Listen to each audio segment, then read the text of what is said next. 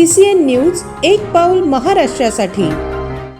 अनुसूचित जातींमधील उपवर्गीकरणाची तातडीने अंमलबजावणी करावी या प्रमुख मागणीसाठी देऊळगाव राजा येथे सकल मातंग तसेच मेहतर वाल्मिकी समाजाच्या वतीने भव्य आक्रोश मोर्चा काढण्यात आला।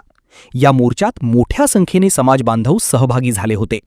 उपवर्गीकरणामुळे वंचित घटकांना न्याय मिळेल असा दावा करत शासनाने तातडीने निर्णय घ्यावा अशी मागणी आंदोलकांनी यावेळी केली। उपवर्गीकरणाच्या मुद्द्यावर राज्यात विरोध आणि समर्थन अशा दोन्ही भूमिका समोर येत असताना देऊळगाव राजातील हा आक्रोश मोर्चा लक्षवेधी ठरला आहे। आमचा हातचा हा मोर्चा अनुसूचित जातीच्या आरक्षणाचं वर्गीकरण झालं पाहिजे। 1 ऑगस्ट 2024 ला सुप्रीम कोर्टाने हा आदेश दिलेला आहे की आरक्षणाचं वर्गीकरण जाहीर करून टाका। तो अधिकार त्या गव्हर्नमेंटला स्टेटला दिलेला आहे। तेलंगणामध्ये, कर्नाटकमध्ये, हरियाणामध्ये, पंजाबमध्ये हे लागू झालेलं आहे। महाराष्ट्रामध्ये प्रचंड वेदना भोगत असलेला, प्रचंड दुःख भोगत असलेला, आरक्षण असून सुद्धा आरक्षण नसल्यासारखी परिस्थिती झालेला अत्यंत गरीब आणि मातंग समूह इथल्या सर्व परंपरांना, हिंदू धर्मांना मानणारा हा वर्ग अतिशय हलाखीचं जीवन जगत आहे।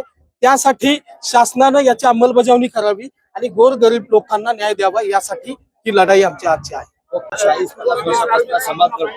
प्रगती झाली नाही समाजाची असं वाटतं। निश्चित या ठिकाणी आपण जर पाहिलं तर गेल्या अनेक वर्षापासून एकत्रित आरक्षणाचा लाभ होत नसल्याने अनेक आरक्षणाच्या लाभापासून वंचित असलेल्या जाती या सातत्याने लोकशाहीच्या मार्गाने रस्त्यावर येऊन गेल्या अनेक वर्षापासून या ठिकाणी या राज्यामध्ये लढा देत आहेत। गेल्या अनेक वर्षापासून इतरही अनेक राज्यामध्ये या एकत्रित आरक्षणाचा लाभ होत नसल्याने पंजाब असेल, हरियाणा असेल, तेलंगणा असेल, कर्नाटक असेल, आंध्र असेल इत्यादी राज्यामध्ये देखील अनेक वर्षापासून हा लढा सुरू होता। या देशामध्ये सर्वात प्रथम या आरक्षणाचं वर्गीकरण पंजाबमध्ये 1975 साली झालं। त्याच्यानंतर सलग तामिळनाडू असेल, आंध्र असेल, तेलंगणा असेल या राज्यामध्ये देखील त्यावेळी या एकत्रित आरक्षणाचं उपवर्गीकरण करण्यात आलं।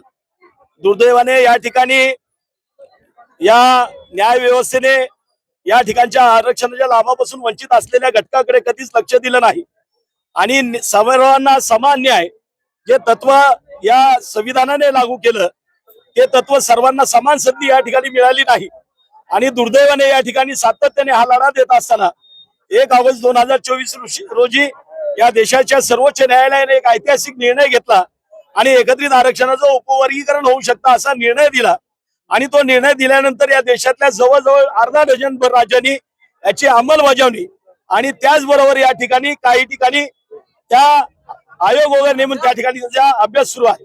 मात्र दुर्दैवाने ज्या राज्याला आम्ही फुले शाहू आंबेडकरांचं राज्य म्हणतो, साधू संतांची भूमी म्हणतो, पुरोगाम्यांचं राज्य म्हणतो, दुर्दैवाने या राज्यामध्ये या शोषित पीडितांना न्याय मिळत नाही। तो न्याय मागण्यासाठी आज या संत भूमीमध्ये हा मोर्चा या ठिकाणी आला होता। या माध्यमातून पुनश्च एकदा सरकारला या भर पावसामध्ये आम्ही विनंती करतो की या आरक्षणाच्या लाभापासून वंचित असलेल्या घटकांना न्याय द्या, एवढी विनंती आपल्या चॅनलच्या माध्यमातून।